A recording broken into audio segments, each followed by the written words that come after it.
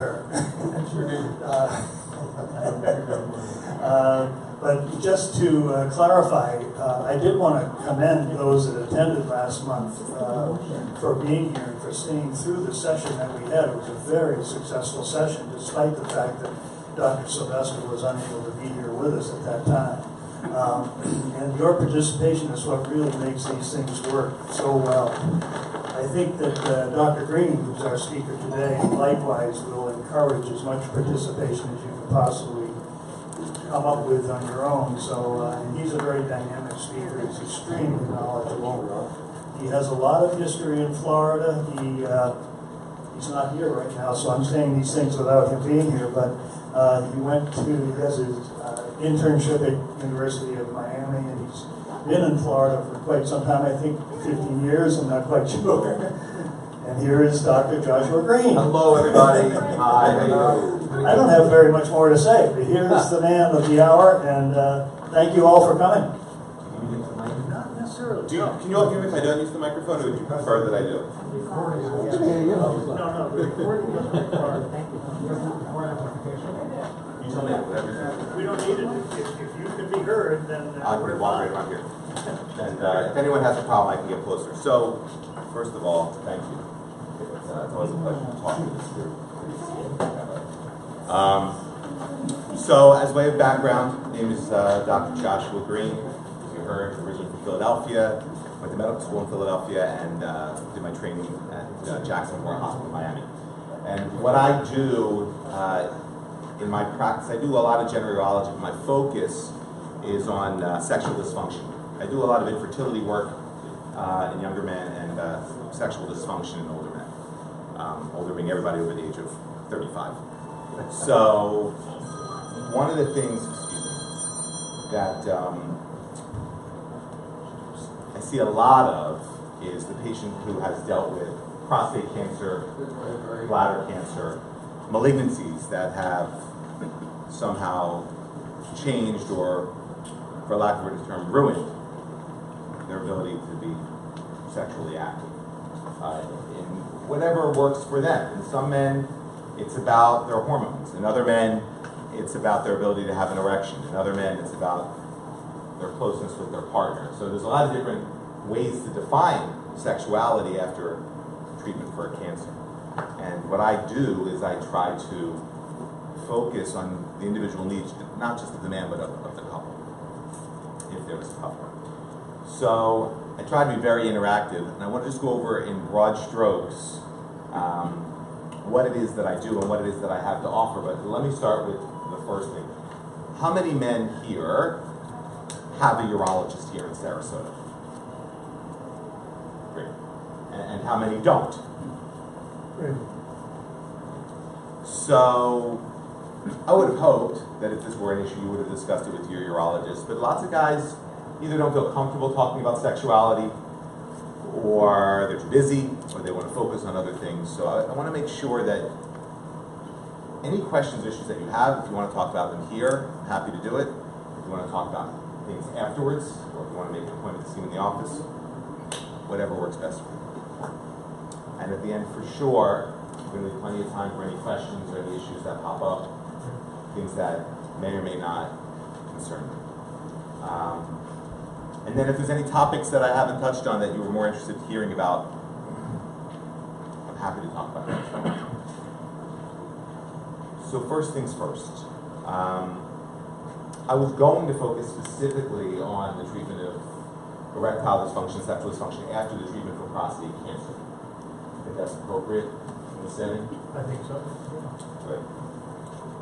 And if anybody wants to deal with anything other than that, let me know. So, first things, treatment. What do we have? There's a lot of different ways that we can treat prostate cancer. A lot of prostate cancers now aren't even being treated. We are monitoring. Generally, that has the least effect on man's sexuality and its erections because we're not actually doing anything physical. Certainly there can be hormonal and emotional reasons that men have sexual dysfunction that they're being treated with active surveillance. But it's of all the treatments the least side effects with that. Surgery and radiation are the two main ways that prostate cancer are treated. And whether the radiation is with external beam radiation therapy or with brachytherapy seeds, or whether your surgery is open surgery, which we have a lot less of, or robotic prostatectomies, the statistics are showing that after about 5 or 10 years, potency rates are pretty similar no matter how you're treated. What I tell guys is if you have surgery, you wake up into it. And then with time, as things heal, you get hopefully better. And with radiation, things are much more gradual because the radiation destroys cancer, but it also destroys blood cells, blood vessels, nerves. So it can be progressive. So while in the short term you can think, I didn't really have much of a problem with potency the first year, 2, 3, 4 after my radiation, many men at years 5, 6, 7, 8, as time goes by, begin to notice that their erections aren't as good as they once were. So that's kind of the natural history of what we expect after treatment for prostate cancer. So then the question is, well, what can we do to help? The first thing, and what many, many studies have borne out, is the sooner you address the problem, the better. That we want to do our best to maintain a good blood flow to that area after any treatment that you get, immediately. Once the catheter comes out after your surgery, you can start penile rehabilitation. During your radiation therapy, you can be doing treatments that can help prevent the damage. Many doctors, myself included, will put men on a class of medications, Viagra, Cialis, Levitra, sildenafil, this type of medication, because what we want to do is we want to continue to have the good blood flow. As an aside, I like to mention, the average man has 6 erections in his sleep, just while he's sleeping. Well, why should that be? Why should we be programmed to do that? And what we've found is that you only get good arterial blood flow to the penis when it's erect.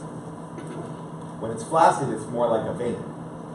And then when it's erect, it's more like an artery. So you need to get that healthy blood flowing into the penis. And part of the issues we think after surgery or radiation for prostate cancer is that we're not getting that good, healthy blood flow in. And then scar tissue starts to form, just like any organ that doesn't get good blood flow. So we want to get that blood flowing back. And whether it's medication, I also use, I recommend vacuum pumps. And certainly we can talk about those if you'd like. They come in a manual pump or an electric pump.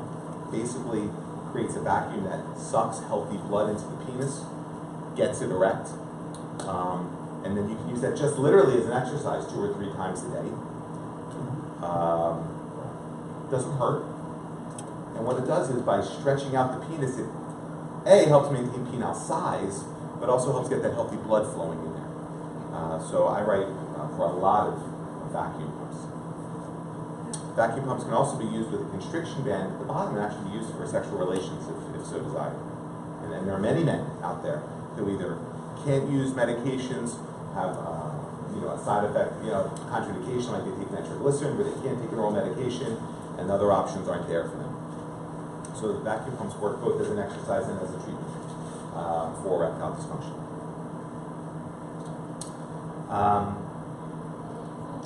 The oral medications is pretty much the standard of treatment. We kind of break men up into the category of pills work, pills don't work.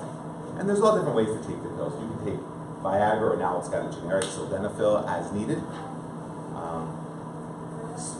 Cialis can be taken both on an as-needed basis or on a daily dose basis. I tell guys it's kind of like a vitamin for your penis. You take it every day, it keeps the blood flowing there. It helps with the nighttime erections. It helps with sexual relations. So the biggest problem now is the cost. It's the cost of these drugs. They were much, much, much more affordable, ironically, before the generics came out.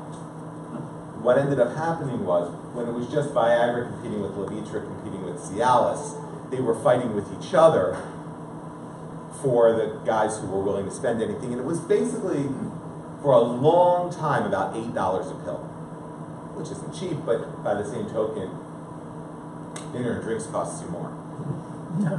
So, $8, guys can handle it. It's a cheap date. Exactly. It's $8. Then what happened was Viagra went generic, and the drugs began to realize that they're not competing against each other, they're competing against the generics. And they figured 95% of all the patients are going to get generic sildenafil. Full dose, 100 milligrams is $6. So they realize they're competing against the generics. I think Cialis is going generic. I mean, generic, right? You can get it from Canada, you can get it from India. It's not really generic. And let me be the first one to say I have a lot of trepidation about getting your drugs online. Okay? They did a study recently that showed 50% of drugs obtained online for erections are counterfeit. 50% of ED meds are counterfeit. So who are you going to call, right? Who are you going to complain to? Nobody. You got beat. And God knows what you're putting in your body. So please be careful if you choose to get them online. Anyway, that's just an aside. So the drugs have gotten very expensive. These pills now, if you want to get a dose of Cialis, Viagra, I've seen $25, $30 a pill. So if you're going to go on the daily dose Cialis, which is a low dose, $380 a month. Yeah, that's what I've been hearing. And unfortunately, you know, if you're on Medicare, which the majority of guys with prostate cancer are, you can't use coupons. You know, they don't allow it. So it's kind of, you're stuck. You're in a catch-22 there. So ever since these pills have gotten so expensive, people have come to me with, well, what else do you got? Or, if it's not just the cost, if it's the medicines don't work, or that you have a contraindication that you take nitroglycerin, what else can I, as a urologist, offer you? The next level, after pills, if your pills work, great. If your pills don't work, you're in this category over here. Then what do I have to offer? Well, the vacuum pump we talked about. The next, and I should say this, there are a lot of people out there with medical degrees who are willing to do a lot of things that are off-label, not FDA approved. I won't go as far as saying snake oil, but we'll sell you snake oil. And a lot of things out there just need to be buyer beware. Be very careful. Unfortunately, a lot of times the erectile dysfunction group is vulnerable because it's not just a physical, it's an emotional thing. The guys want to get fixed. So there's guys out there who will sell you a lot of stuff.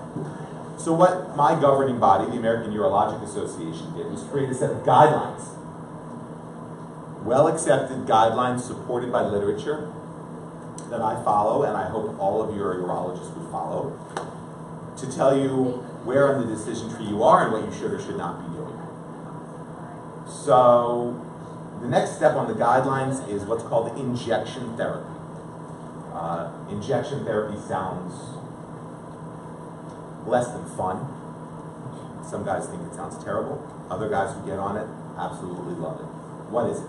It's a vasodilator. It's a medicine that dilates your blood vessels that you learn, very simply, to inject, just like a diabetic would inject their belly with insulin, that you learn to inject in the penis that would give a nice, firm erection whenever you want. The upside is it works really well. That's the upside. The downside is you have to get over the concept of what it is that you're doing to yourself. That's number one. And number two, the medicine, it needs to be refrigerated. There's a lack of spontaneity there. There's a lot of downsides to it if you really want to get down to it. If you're one of these guys who wants to have sex twice a month, you're a very understanding partner, and the majority of your sex life doesn't involve erection or penetration, it's great. But if your sex life involves wanting to have intercourse or sexual relations with an erection 3-4 times a week, twice a week even, it can become burdensome, especially if you travel, because the medicine needs to be kept refrigerated. But it does work very well, and I have a lot of patients who use it. Most men, however, after about 3-4 years, come to me saying, what else can I do? I'm getting kind of tired of this. So that's the injections. And in my practice, I teach men how to do it. I don't send you home with the things that go, try your best. You know, we make sure that any man who would want to try this has the opportunity to use it. That's also on the AUA guidelines of something that we can do. There is the same medicine, this prostaglandin, that is in the injections, also comes in a suppositor form. It's a tiny, tiny, tiny little suppositor that you insert at the end of the urethra. and that medicine then gets absorbed through the wall of the urethra into the penis and can give an erection. The really good thing about it is it gets over the whole phobia of having to inject yourself with a needle for the guys who can't do that. The downside is, as opposed to the medicine that you inject, even though it's going in the urethra, it does get absorbed systemically, and a small portion of the medication does get into your bloodstream. So rarely some guys will get dizzy or lightheaded. So you need to come in my office to monitor your blood pressure the first few times you use it. And also, unfortunately, very expensive. I've seen about $30 each. So once again, something for the guy who isn't looking to have sex more than a couple times a month, but does work. Beyond that, what do we have? Well, we have the cure for erectile dysfunction, which is a surgery that I do quite frequently, which there are some brochures around, which is the penile prosthesis, an implant. You would probably not be surprised how many guys, when I have this discussion in my office, I say, you would be a great candidate for an implant. They say, no, I'm not having any surgery. They walk out, fine. Is that called the pump?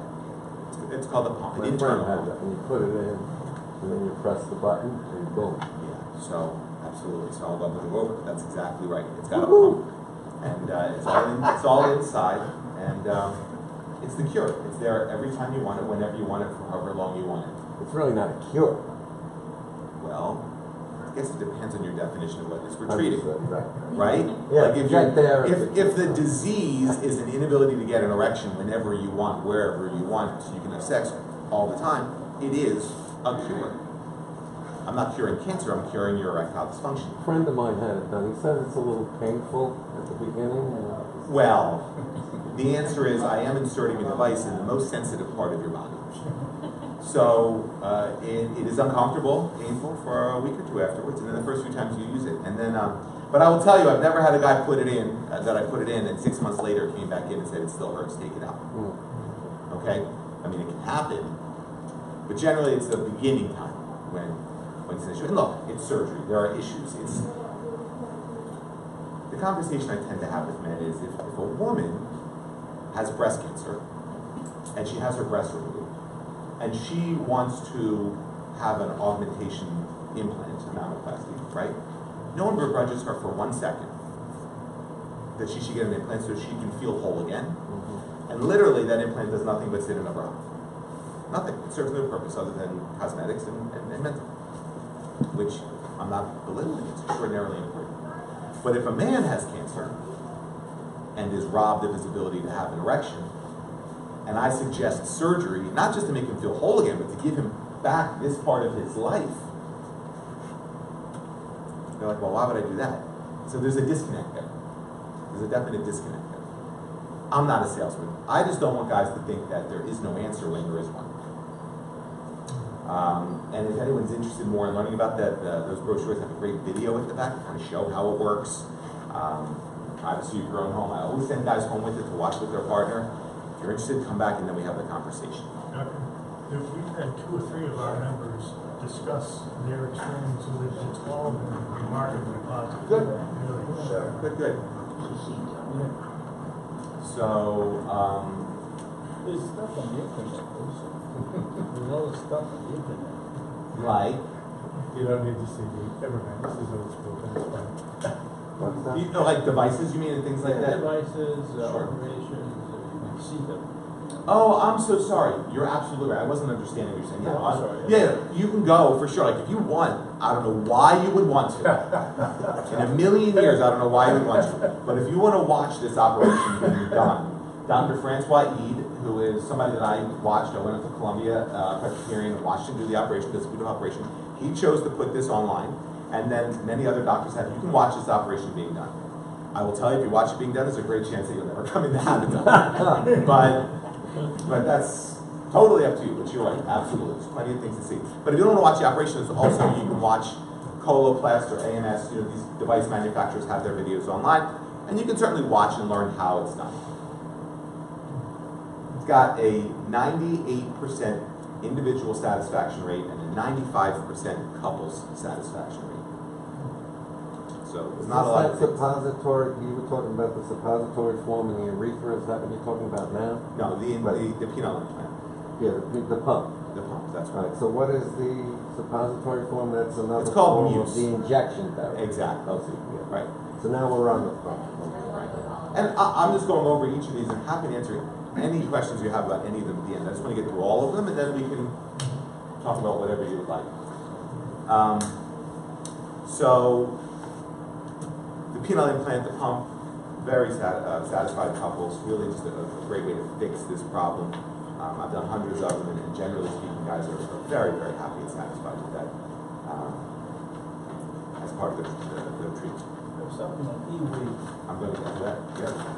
So the last thing I wanted to discuss is something that's pretty much brand new. And I will tell you this. The jury is still out, but the early evidence looks good.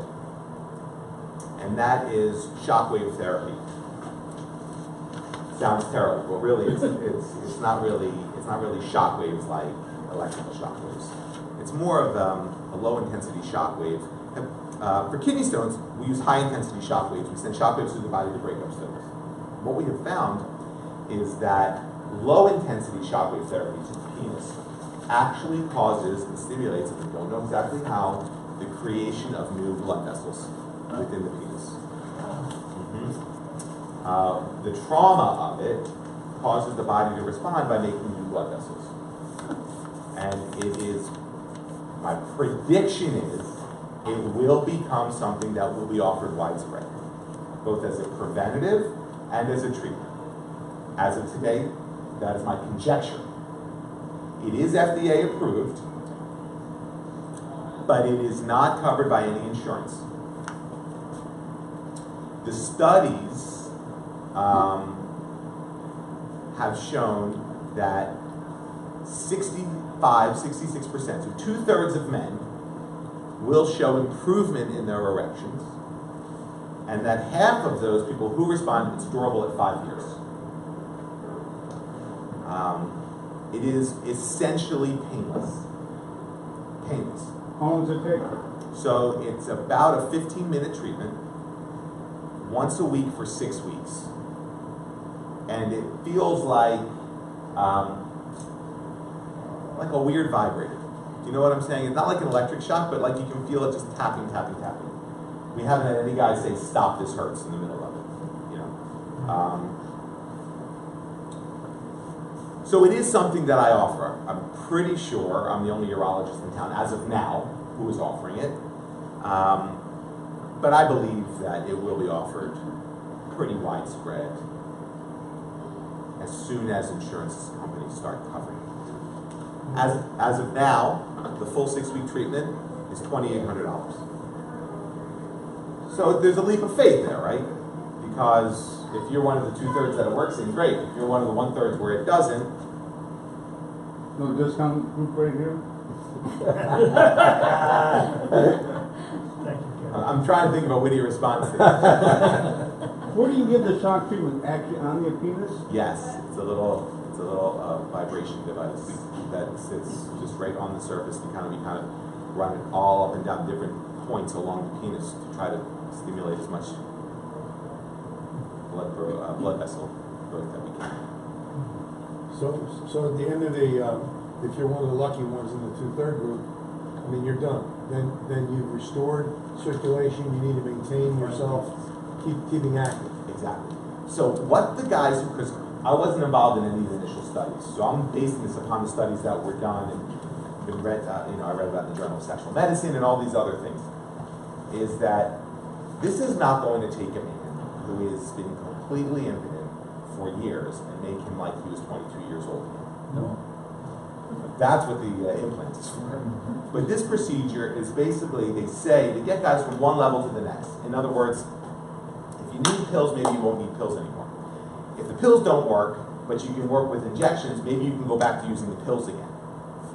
It's going to get you to that next level. This is not going to give you some revolutionary new penis that's going to grow, but it does get guys good improvement. And some men walk out with already feeling like something's going on. Now that obviously in the initial stage is some sort of a placebo effect because there's no way it works that fast. But within a few months, guys are definitely saying that they're feeling improvement. What was the age range in these studies? It's a great question. I could get that for you, but I Or think it was, just approximately? it was all over all age ranges. They didn't limit it to men in their 70s or 60s. It was all age ranges. So we're covered. You're all covered. Absolutely. Yeah. They didn't stop it at age 60 or 70 or 80. No, they covered guys in all age groups. And there's really, as far as I can tell, they haven't shown any contraindications to getting it done. A couple guys, you know, in the reports would get some bruising. So maybe if you were on like full dose of Coumadin or Eliquis or one of these blood thinners, I would say that you might have an increased risk of getting some sort of a bruise. But there's really no contraindications to having it done.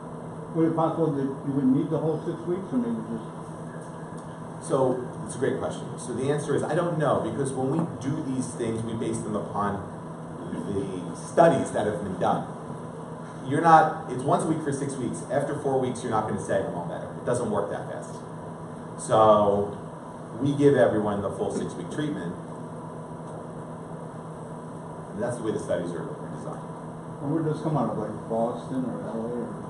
Yeah, that's a great question. I don't know where the first one was done, but the studies have been done all over the country, like multiple sites, LA, Houston, Boston, New York, all over. Yes, please. I was operated on May 13th. Of this year? Cornell Wall Hospital, yeah. This year. Dr. Who? Do you know who he is? Yes. You know, he said he saved the nerves. You know, I'm with Dr. Barzell now. I gotta say, I got this, the first thing with this shot is you don't have to pay, they give it, it's free. And I went on Weber Street and got it. And then he gave me a very low dose, and you know, I got a little something, but he was just testing the dose. Yeah.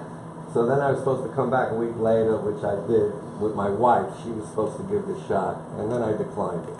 I just wasn't feeling, I don't know, you know, I just wasn't into it.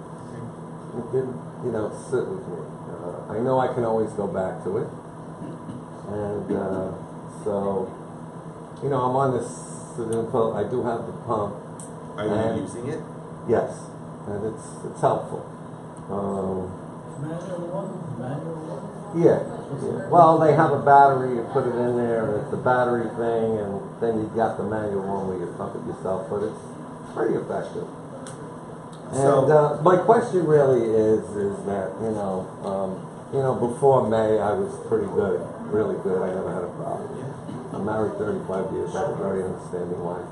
You know, I'm thinking maybe, you know, since I did have my surgery with a phenomenal doctor, and he said he saved my nerves, do you think I should, you know, I'm thinking of waiting, having patience before trying, you know, maybe do a shot again, or maybe even the pump or this kind of stuff. So, what do you think? I mean, do you recommend sometimes you wait a little bit, have patience, even though I'm very frustrated, and have patience, and then maybe start looking at stuff? So it's a great question. I don't have a problem with you waiting, but what I have a problem with is realize, like I mentioned before, whenever you don't have that good blood supply going into the penis, especially with the nighttime erections that you kind of lose after surgery, Like robotic surgery. that the penis will begin to develop scar tissue and will begin to shrink. We know that. Men lose on average an inch of penile length after this surgery, and the longer it is, the worse it gets. I think that's where the pump helps.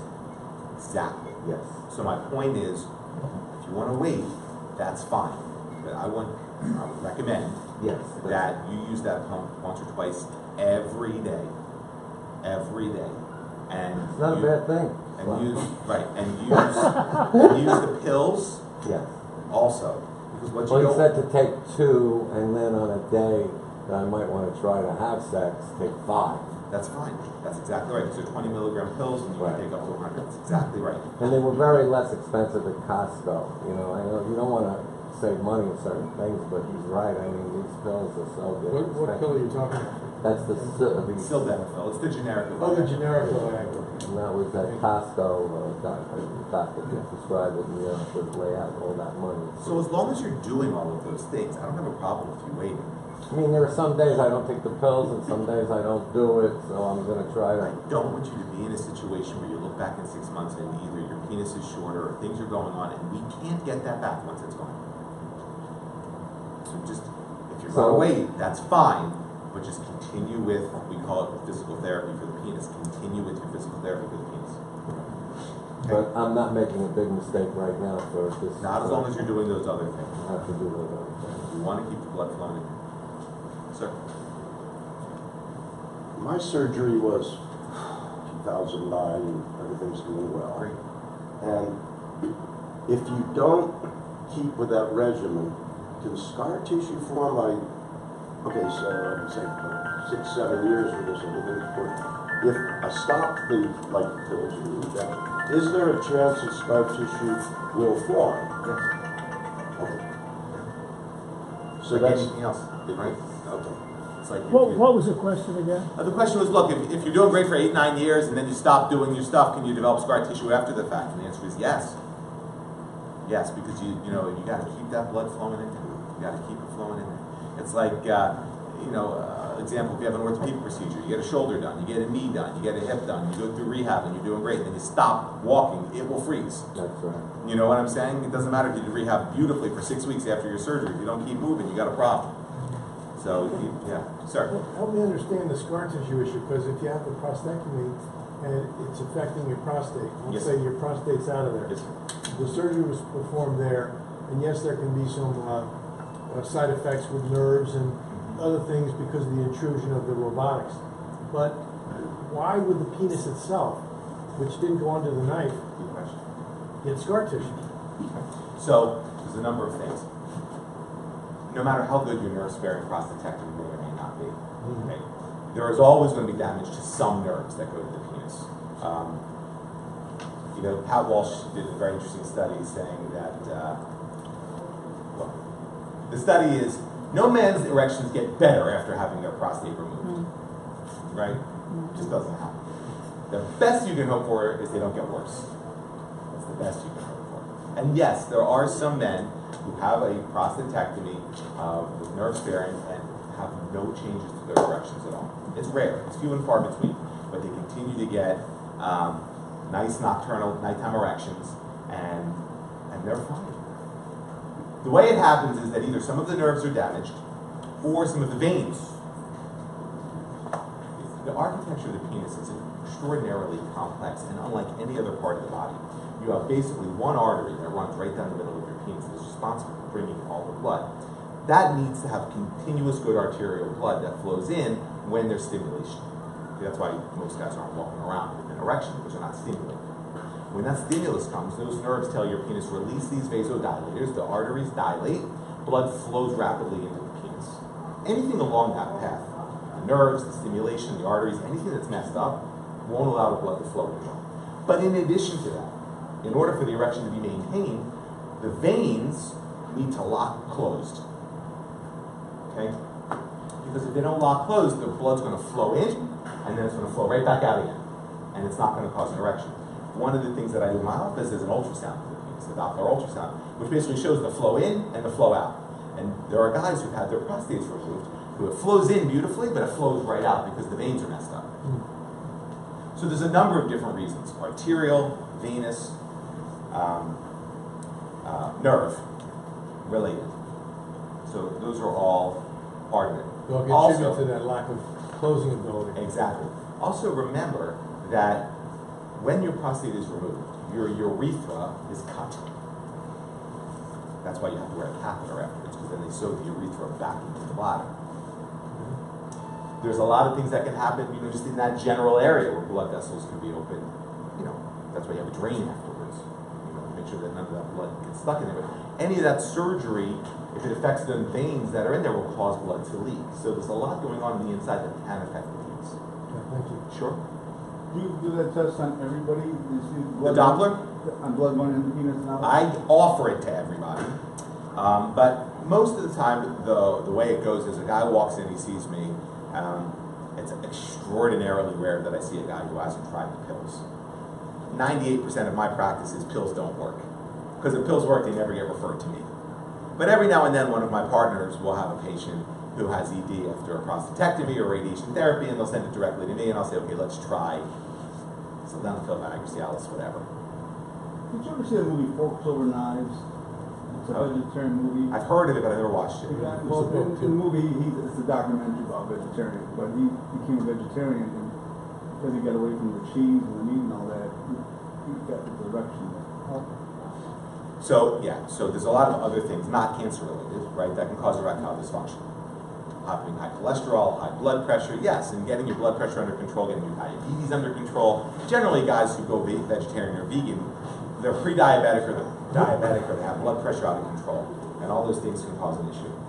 So, that's part of it, yes.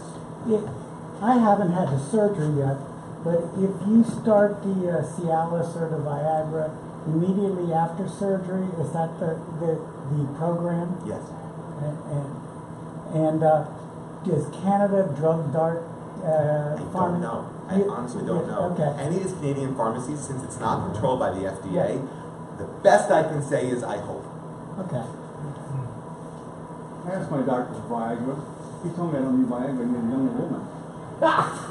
You know, along those lines, Good luck. you refer to stimulus, that's physiological. But isn't one of the big problems, I know in our group we discussed it on the side, libido issues and that kind of brain-penile connection is missing? Is that the preponderance of cases so that the physical offerings you have may not work for many, let's say a higher percentage of prostate, beyond the 1/3 that don't or more? First of all, the answer to your question would be purely conjecture, because I can't give you a fact. There is no question that men do better with any of their erectile dysfunction treatments if they're in a relationship with a understanding, caring partner. There's just no question about it. The men who have the hardest times are the men who are not in a relationship because then it becomes much more pressure for them when it is time to actually go through with sex. They have a partner who may not understand what's going on, and it's a whole different stress level, and things just don't work well when men are under stress. I always ask my patients to bring their spouses and partners in to have that conversation. You know, a lot of times what will happen is a man will think about getting an implant and say, my wife would never want that to happen. And I say, fine, but let me tell her. You know? Because if that's really your concern, you know, I give them the breast implant analogy, and it like it clicks with them when you say that. And the manufacturer said satisfaction. And yeah, very high satisfaction. So I Is there a think, connection between the injections and parentheses also? Are you asking your company? There is. Oh, there is. There's no question that there is. Yeah. So we can go into the complications of everything. What he's mentioning is that by doing injection therapy, you can cause scar tissue in the penis. That is a possibility. It's very, very important that the medications are injected properly, that pressure is held properly, and even with everything being done right, there is always a chance of developing scar tissue in the penis from injection therapy. so I take my Viagra, and after my intercourse, I have an orgasm. My penis is actually harder. What would that be? After orgasm? Yeah. Seconds. It's called luck. Lucky. I can't answer your question. I'll come in for the shock treatment, okay? I'll pay you the $2,800, but if you ask me to be testimony after it works, I want to be compensated for my. But I'll come in. You know what they say, right? What was the I want a finder's fee. the clothing store where satisfied customers are best referral, right? Yeah. Where's your office? Where's your office? There you go. I have Dr. So my office is right down the street next door to Fleming's. I work with Dr. Barzell. He's my partner. Yes. Can we talk a couple minutes on incontinence? Sure. Let me just make sure one thing. Before we move on to a totally different topic, does anybody have any other questions about erectile dysfunction? Yeah, over the last 2 or 3 years, there's one doctor who has actually subcontracted with many doctors around the country for doing what he calls the P shot, P in the penis or phallus shot. It's he claims it's one shot and it works for the year. I have no idea what scientific background it has, but he has many doctors across the country who have regional areas that do this, both men and male and female doctors. Have you heard of it, or what value it really has? So I have not heard of it. And if you're telling me that there's somebody who says they can give you a shot one time that will give you good erectile quality for a year, I will tell you that that is not true under any circumstances. That you can get one shot of something that will enable you to have good erectile quality for a year does not exist. I think you may say a few in a row, but it lasts for a year once the series is over. It is hard to believe, but the fact that so many doctors, I'll get the literature too. Perhaps he's talking about this wave technology, and it's not actually a shot, but it's a... No, he's actually talking about injection. That's why I asked you. It's a separate... I would love to see that. It is too good to believe, but I'll send you what I I would know. love to see it. Once again, like I said, that's why I go with the American Urologic Association guidelines, because there are so many things like that out there. I wouldn't want my name associated with it. Josh, Kegel exercises, you haven't mentioned it, but... For erections? Yeah, in your office, I saw a young woman, well, she's not that young, so blonde, I think she's new to the office, and she gave me some Kegel exercises to do. She had me up. Yeah. You have to demonstrate. That was another fun afternoon. Yeah. But anyway, yes, so I saw her, and I saw Doc. I'll talk to you afterwards. So, we're going to move on then. Yeah. One quick question, if I can. Everything you said is really, some of it is very new to me. I've been in this for 7 years. And this whole idea of blood flow from the very beginning, I think, is a critically important factor. My question is, does everything you have said apply equally to radiation Yes. treatment, hormone therapy, Yes. et cetera? So All of it. everything- All of it. Yes, thank you for bringing that up. 100%. Okay. So if we're going to move on the next few minutes from ED, then was there a specific question about incontinence? About a... Sure, yeah. I've researched and read, and there seems to be two ways of thinking. After another surgery or radiation, with time, incontinence improves. And another stream of thinking is, no, it gets worse with time. So I wanted to have your take on, which is correct. So it's a big it depends. It depends. That was not meant to be a joke. I'm trying to keep my poise up here. Urinary incontinence is a big catch-all. Guys say, I leak. There's like a dozen different reasons why guys leak, literally. There's stress urinary incontinence because if you have surgery, maybe the surgeon didn't put your urethra back together as well as he could have, or maybe something happened, or maybe it's just your anatomy. There's urge urinary incontinence, which means you get the urge to go and you got to get there right away, or else you're going to wet yourself. That's totally different. Totally different. It has nothing to do with stress incontinence. It's just a different disease altogether. But the answer is you still leak. Then there's overflow incontinence, which means that you're just not emptying your bladder well, maybe because there's a stricture at the bladder nail, and now you're walking around with a full bladder, and every time you move around, a little of it drips out through your urethra. That's treated a totally different way. So urinary incontinence it's not a simple conversation that every man in here, if he has urinary incontinence, excuse me, it's my daughter, let's call her back. No, I'm giving a lecture. Can I play back in 5 minutes? I don't know. 15-year-old girls. Got your hands full. Thank God. So, if every man in this room, and I don't think everyone in this room is leaking, but everyone's going to be leaking for a different reason. Kegel exercises, we always start with why it's easy and it's low-hanging fruit. And a lot of guys will get better. Because we do know that training your bladder and your pelvic floor will help with leakage. Both kinds, stress and urge incontinence. And there's no downside. There's no downside. I get a lot of this. Oh, I tried Kegel exercises and they didn't work, so I stopped doing them, right? Well, guess what? Arnold Schwarzenegger used to be Mr. Olympia and he could do a whole bunch of bench press, but he stopped doing it. So he doesn't look like he used to look. These things, these exercises, they're not things that you just can stop and say, I tried it and I'm done. Okay? So these are things that lifelong we should be doing. Get the pelvic muscles strengthened. But there are a number of things that we can do. For urge incontinence, we have medications. For stress incontinence, that's much, much harder. It's much harder. Because stress incontinence is an anatomic abnormality. In other words, think of your bladder as a funnel, and your sphincter is surrounding this funnel, or a water balloon that's full, and you're pinching the end. A disruption of your anatomy from surgery or radiation, it may not close as well. So when you walk around or cough or laugh, the urine just drips out. Well, we can't rebuild your sphincter. It just can't be done.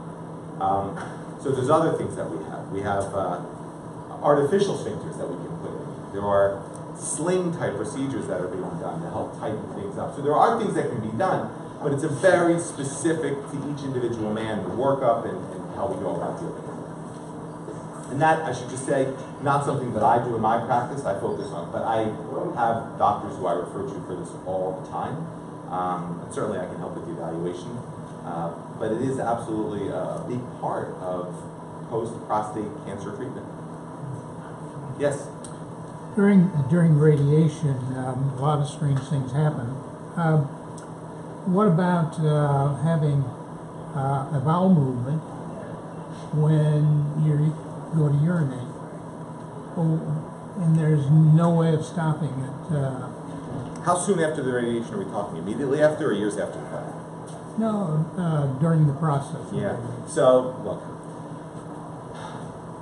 radiation therapy, if I tell you, is light years better now than it was when I did my training. And radiation back in the day was scary stuff. It really was. Back in the early 90s, when I was starting out, guys were getting radiation burns to their rectum. They were getting holes in their rectum. They were getting fistulas. Terrible, terrible things. Radiation therapy now is so incredibly accurate that a lot of the nightmares and disasters that we used to see are gone. They're unheard of. Doctors now don't even know how to treat the old diseases because they don't exist anymore.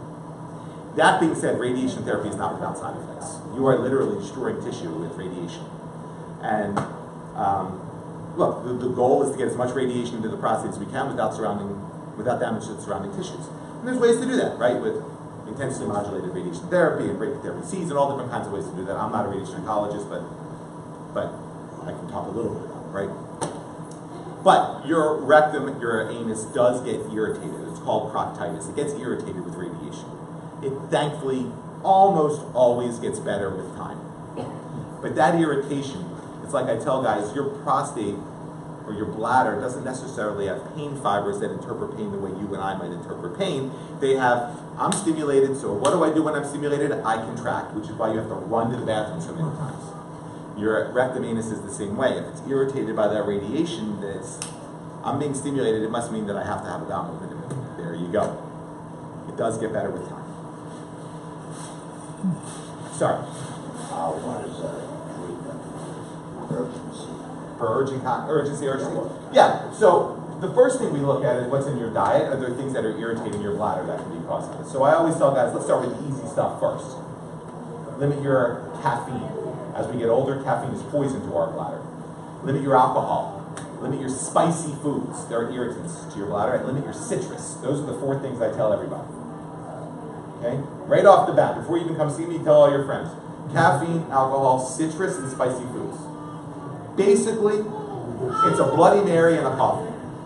You think about, you don't want a Bloody Mary and a coffee, or in an orange juice, that kind of stuff. Those are all irritants. After that, there are medications that can actually help, that slow down those bladder contractions. There's pills.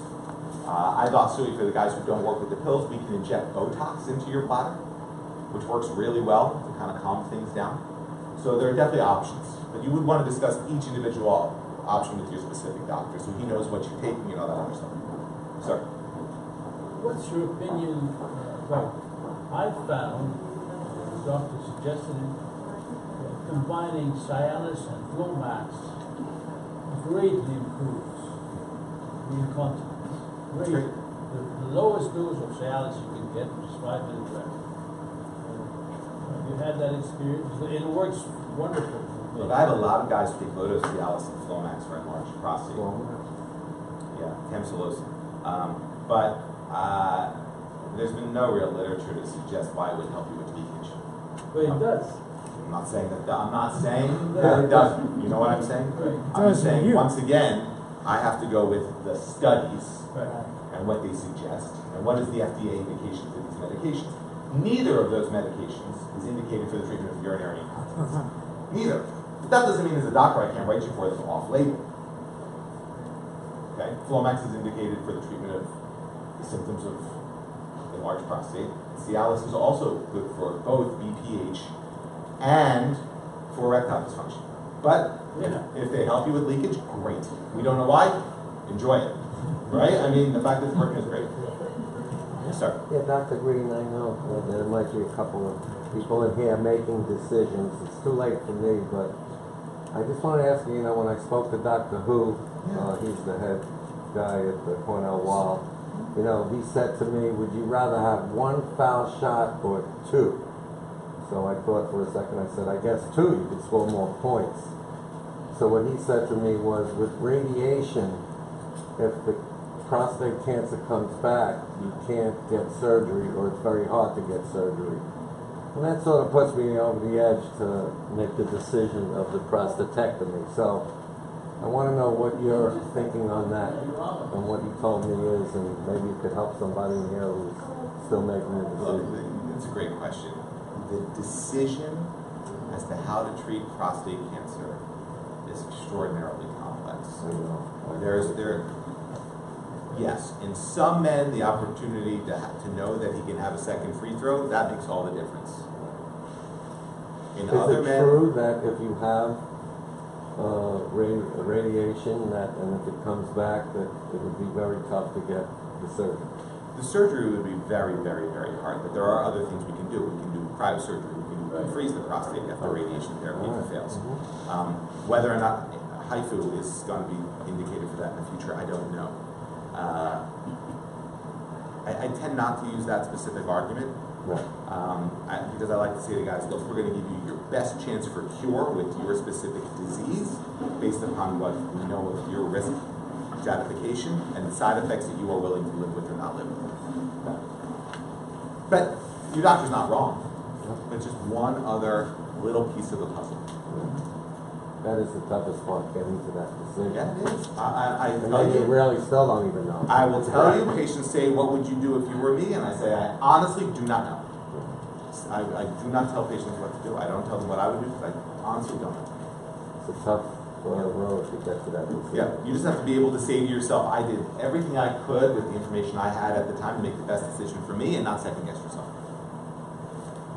Sir? Is there any truth